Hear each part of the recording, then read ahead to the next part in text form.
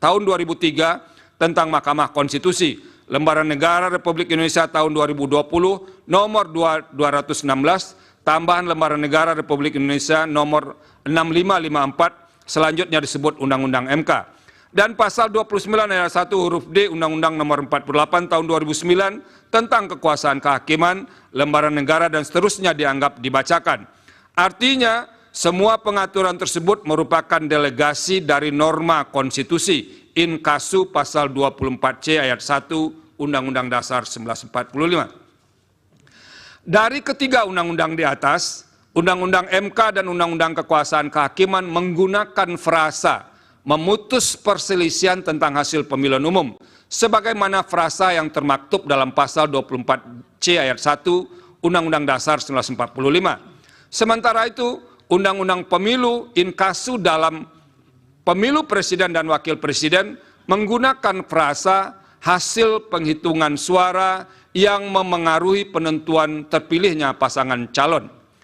Terlepas dari adanya perbedaan tersebut, menurut Mahkamah, kewenangan untuk menyelesaikan perselisihan hasil pemilu presiden dan wakil presiden tidak dapat dilepaskan dari kewajiban konstitusional Mahkamah Konstitusi sebagai peradilan konstitusi yang harus memastikan penyelenggaraan pemilu tidak melanggar azas-azas pemilu yang bersifat langsung, umum, bebas, rahasia, jujur, adil, dan berkala sebagaimana ditentukan dalam pasal 22E ayat 1 Undang-Undang Dasar 1945. Artinya, secara konstitusional, Undang-Undang Dasar 1945 mengandung semangat yang menghendaki penyelenggaraan pemilu yang berkeadilan, demokratis, dan berintegritas. Bahwa salah satu kunci untuk mewujudkan penyelenggaraan pemilu yang berkeadilan, demokratis, dan berintegritas tersebut adalah penegakan hukum pemilu dalam rangka mengukuhkan legitimasi hasil pemilu. Untuk itu, apabila diletakkan dalam konteks kewenangan Mahkamah Konstitusi, sebagaimana diatur dalam pasal 24C ayat 1 Undang-Undang Dasar 1945, frasa memutus perselisihan tentang hasil pemilihan umum dimaksud harus dimaknai sebagai upaya mewujudkan pemilu yang berkeadilan, demokratis, dan berintegritas. Artinya, sekalipun Undang-Undang Pemilu telah mendesain begitu rupa penyelesaian masalah pemilu pada masing-masing kategori dan diserahkan kepada lembaga-lembaga yang berbeda, bukan berarti Mahkamah tidak berwenang untuk menilai masalah hukum pemilu yang terkait dengan tahapan pemilu berkenaan dengan penetapan suara sah hasil pemilu. Salah satu dasar untuk membuka kemungkinan tersebut adalah penyelesaian yang dilakukan lembaga-lembaga sebagaimana diuraikan di atas masih mungkin menyisakan ketidaktuntasan, terutama masalah yang potensial mengancam terwujudnya pemilu yang berkeadilan, demokratis, dan berintegritas. Di antara penyebab kerap terjadinya masalah dimaksud adalah singkat atau terbatasnya waktu penyelesaian masalah hukum di masing-masing tahapan, termasuk terbatasnya wewenang lembaga yang diberi kewenangan untuk menyelesaikan masalah-masalah hukum pemilu. Dalam masalah hukum pemilu dalam hal masalah hukum pemilu belum tuntas atau bahkan tidak terselesaikan sama sekali, hal demikian dapat menimbulkan persoalan yang berkaitan dengan memengaruhi hasil pemilu. Padahal idealnya dalam batas penalaran yang wajar, setelah seluruh rangkaian pemilu usai, siapapun yang menjadi pemenang pemilu akan melaksanakan kepemimpinan dengan legitimasi kuat. Hal tersebut tidak dapat dilepaskan dari eksistensi pemilu, baik secara teoritis, konseptual, dan praktis, bahwa pemilu merupakan sarana untuk melakukan transisi kekuasaan dalam sebuah negara. Oleh karena itu, manakala terdapat indikasi bahwa pemenuhan azas dan prinsip-prinsip pemilu tidak terjadi pada tahapan pemilu sebelum penetapan hasil, apapun alasannya, hal tersebut menjadi kewajiban bagi Mahkamah Konstitusi sebagai peradilan konstitusi untuk pada tingkat pertama dan terakhir yang putusannya bersifat final mengadili keberatan atas hasil rekapitulasi penghitungan suara pemilu. Dengan demikian, Mahkamah tidak memiliki alasan untuk menghadiri.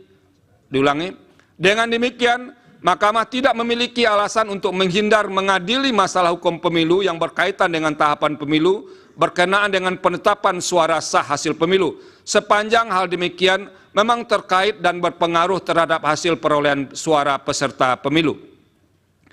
bahwa paradigma sebagaimana diuraikan di atas telah menjadi pendirian Mahkamah sejak menangani perselisihan hasil pemilu presiden dan wakil presiden 2004 hingga pemilu presiden dan wakil presiden 2019.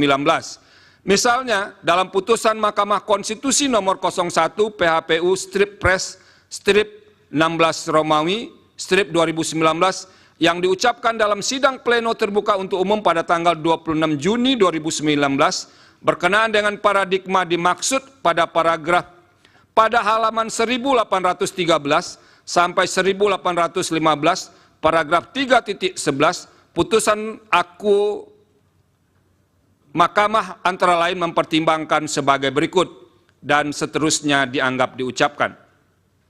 Berdasarkan pertimbangan hukum dan kutipan putusan di atas, telah jelas bahwa Mahkamah dalam melaksanakan kewenangan sebagaimana dimaksud dalam pasal 24C ayat 1 Undang-Undang Dasar 1945 tidak hanya sebatas mengadili angka-angka atau hasil rekapitulasi penghitungan suara, tetapi juga dapat menilai hal-hal lain yang berkaitan dengan tahapan pemilu berkenaan dengan penetapan suara sah hasil pemilu.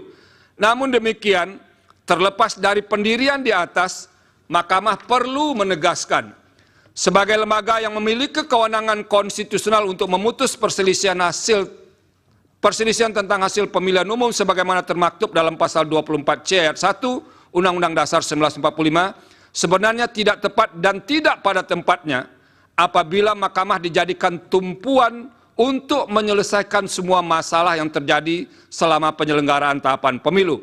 Apabila tetap diposisikan untuk menilai hal-hal lain, sama saja dengan menempatkan Mahkamah sebagai keranjang sampah untuk menyelesaikan semua masalah yang berkaitan dengan pemilu di Indonesia. Dalam hal ini, lembaga yang telah diberikan kewenangan untuk menyelesaikan pemilu seperti Bawaslu, Gakumdu, harus melaksanakan kewenangannya secara optimal demi menghasilkan pemilu yang jujur dan adil serta berintegritas. Selain itu, lembaga politik seperti DPR tidak boleh lepas tangan, sehingga sejak awal harus pula menjalankan fungsi konstitusionalnya, seperti fungsi pengawasan dan menggunakan hak-hak konstitusional yang melekat pada jabatannya, seperti hak interpelasi, hak angket, dan hak menyatakan pendapat, guna memastikan seluruh tahapan pemilu dapat terlaksana sesuai dengan pasal 22E ayat 1 Undang-Undang Dasar 1945. Penegasan demikian diperlukan karena Mahkamah hanya memiliki waktu yang terbatas, inkasu 14 hari kerja, untuk memutus perselisihan tentang hasil pemilihan umum. Berdasarkan uraian pertimbangan hukum di atas, eksepsi termohon dan eksepsi pihak terkait yang pada intinya menyatakan Mahkamah tidak berwenang mengadili permohonan aku dikarenakan pemohon tidak mendalilkan perselisihan hasil suara pemilihan presiden dan wakil presiden berupa penghitungan secara kuantitatif, melainkan mendalilkan pelanggaran kualitatif yang bersifat terstruktur, sistematis, dan masif, adalah eksepsi yang tidak beralasan menurut hukum. Dengan demikian, Mahkamah berwenang mengadili permohonan akuo. Tenggang waktu pengajuan permohonan dalam eksepsi. Menimbang bahwa sebelum mempertimbangkan lebih lanjut tenggang waktu pengajuan permohonan, Mahkamah akan mempertimbangkan terlebih dahulu eksepsi pihak terkait mengenai tenggang waktu pengajuan permohonan. Selanjutnya dianggap diucapkan bahwa pemohon mengajukan permohonan penyelesaian perselisihan hasil pemilu terhadap penetapan perolehan suara hasil pemilu presiden dan wakil presiden tahun 2024 ke Mahkamah pada tanggal 21 Maret 2024 pukul 00.58 WIB berdasarkan akta pengajuan permohonan pemohon nomor 01/01 garis miring AP3 strip pres garis miring pan.mk garis miring 03 2024 bertanggal 21 Maret 2024.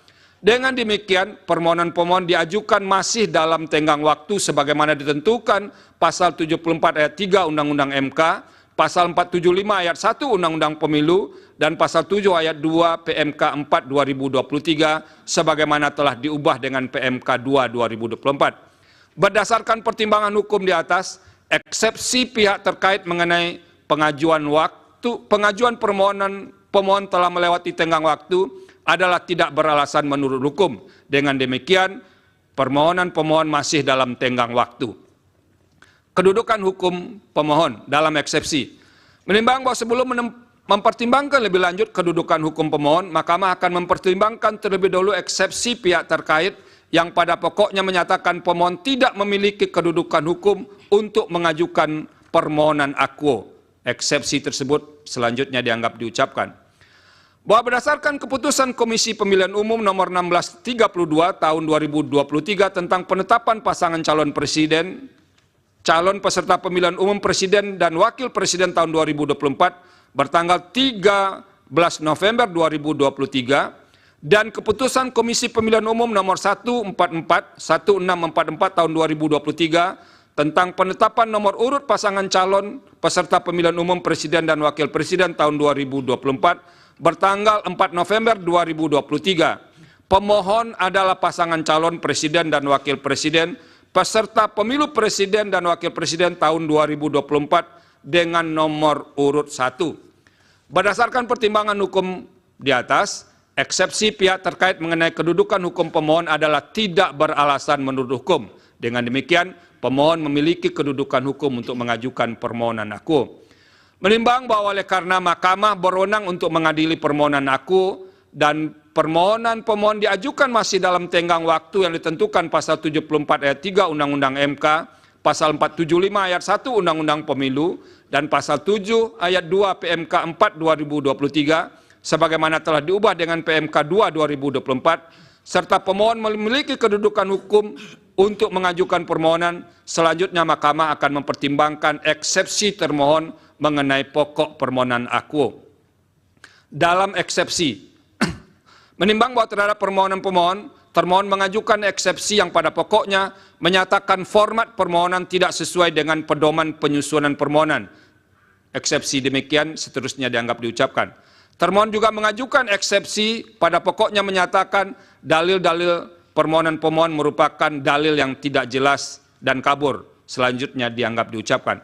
Menimbang bahwa terhadap eksepsi termohon mengenai permohonan tidak sesuai dengan pedoman penyusunan permohonan yang diatur dalam PMK 4 2023, sebagaimana telah diubah dengan PMK 2 2024, dan permohonan pemohon tidak jelas atau kabur, setelah dicermati secara saksama, menurut Mahkamah, eksepsi tersebut secara substansial telah berkaitan dengan pokok permohonan, sehingga eksepsi yang demikian merupakan keberatan yang tidak terkait dengan persoalan-persoalan syarat formil, dan oleh karenanya harus dinyatakan tidak beralasan menurut hukum. Menimbang, maaf diulangi, dinyatakan tidak beralasan menurut hukum. Menimbang bahwa oleh karena eksepsi termohon terkait dengan pokok permohonan tidak beralasan menurut hukum, selanjutnya Mahkamah akan mempertimbangkan pokok permohonan.